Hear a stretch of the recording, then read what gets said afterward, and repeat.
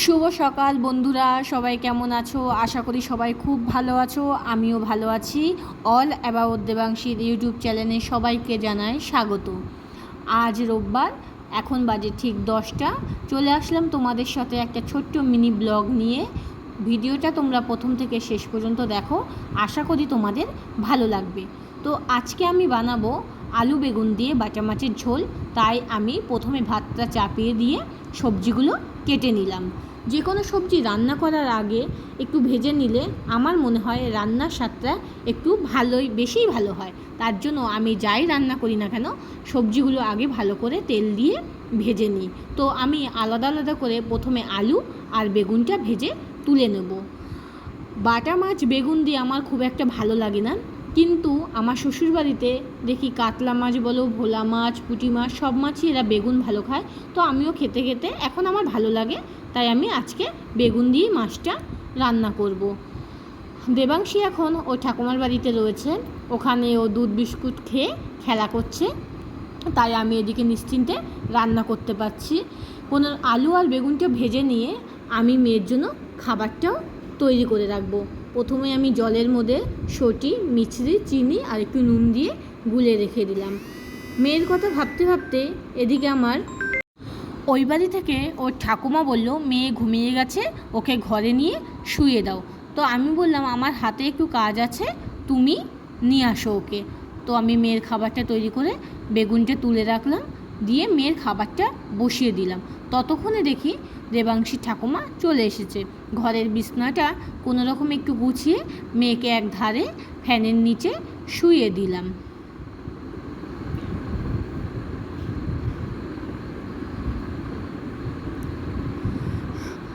ওকে শুয়ে হালকা করে তোয়ালে দিয়ে ঢেকে আমি ফ্যানটা চালিয়ে দিলাম আর ঘরের জানলাগুলো আটকে দিলাম, কারণ পেছন দিক থেকে ঘরে প্রচণ্ড মশাও আসে আর বাইরের একটু আওয়াজ হলে আমার মেয়ে ঘুম থেকে উঠে পড়ে।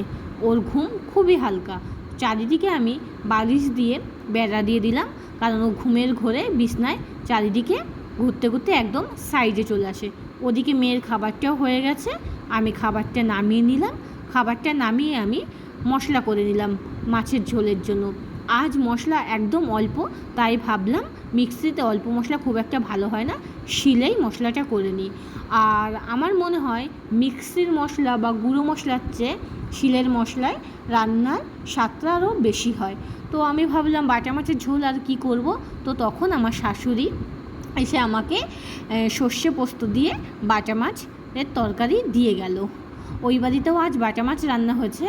আর আমাদের বাড়িতে বাটা মাছ আনলে আমি দুই রকমভাবে রান্না করি, হয় ঝোল করি পাতলা করে, আর নয়তো সর্ষে পোস্ত দিয়ে করি। মাছ ভাজা চাপিয়ে দিয়ে আমি একটা গুঁড়ো মশলার পেস্ট বানিয়ে নিলাম। জিরের গুঁড়ো, লঙ্কার গুঁড়ো, নুন, হলুদ আর হালকা জল দিয়ে। আমি জল এই কারণে দিই, কারণ তেলের মধ্যে যদি ডাইরেক্ট মশলাটা দেয়া হয় তাহলে মশলাটা পুড়ে যেতে পারে, তাই আমি একটু জল দিই। কড়াইতে তেল দিয়ে তার মধ্যে তেজপাতা, শুকনো লঙ্কা, কালো জিরা ফোড়ন দিয়ে কাঁচা লঙ্কা, আদা আর টমেটো বাটা দিলাম। তারপরে গুঁড়ো মশলার পেস্টটা দিয়ে দিলাম। তারপরে কিছুক্ষণ মশলাটা কষিয়ে আলু দিয়ে ভালো করে ভেজে নিলাম। অনেকক্ষণ কষানোর পর আমি জল দিয়ে দিলাম। ঝোলটা যখন ফুটে উঠবে তখন আমি মাছ দেবো, সবার লাস্টে আমি বেগুনগুলো দেবো। এদিকে রান্না হতে হতে দেখি বাইরে বৃষ্টি নেমে গেছে। তো ভালোই হলো, আজ আমি একটু বৃষ্টিতে ভিজবো। অনেক দিন হয়ে গেল আমি বৃষ্টিতে ভিজে স্নান করি না। এদিকে আমার তরকারিটাও হয়ে গেছে, তো আমি নামিয়ে নিলাম। তরকারিটা নামানোর পর আমি রান্নার জায়গাটা একটু গ্যাসটা ভালো করে মুছে, বেসিনগুলো মুছে নিলাম। মোছার পরে